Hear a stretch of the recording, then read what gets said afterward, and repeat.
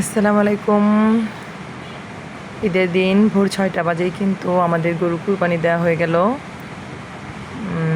ভোর 5:45 জামাত পরে এসেছে সবাই। এসে 6টাতেই কিন্তু গরু কুরবানির কাজটা শুরু করে দিয়েছে। তো গরুটাকে বাঁধা হচ্ছে কুরবানি করার জন্য। গরুটা একদম শান্ত, তাই বেশি লাফালাফি করছে না। 2 দিন বাসায় ছিল, খুব মায়া লেগে গিয়েছিল, কারণ অনেক শান্ত। বাচ্চারা খুবই খেলা করছিল গরুটার সাথে গিয়ে, কাছে গিয়ে, কিন্তু মোটেও গরু নড়াচড়া করছিল না। ও আজকে গরুটা কিন্তু কুরবানি হয়ে গেছে।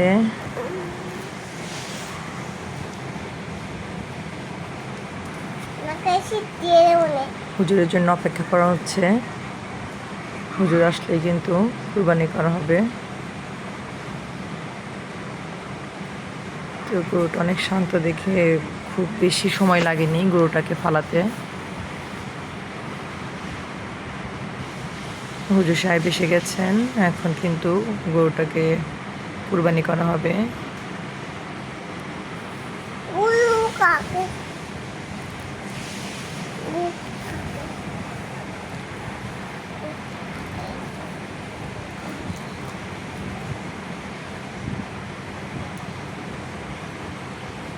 আসলে ঈদ মানেই কিন্তু আনন্দ, তারপরে কুরবানিটা কিন্তু আমাদের কাছে খুবই স্পেশাল,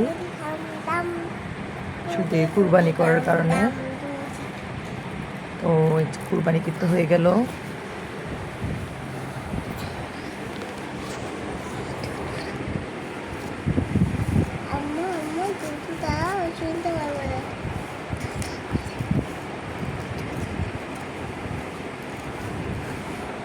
তাড়াতাড়ি কিন্তু কুরবানিটা করা হয়ে গেছে, বেশি সময় লাগেনি।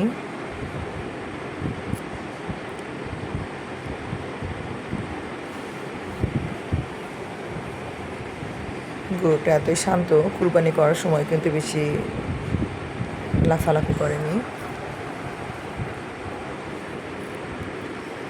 তো হয়ে গেছে, রক্তগুলো পরিষ্কার হয়ে গেলে কিন্তু গরুটা ছেলা শুরু করবে।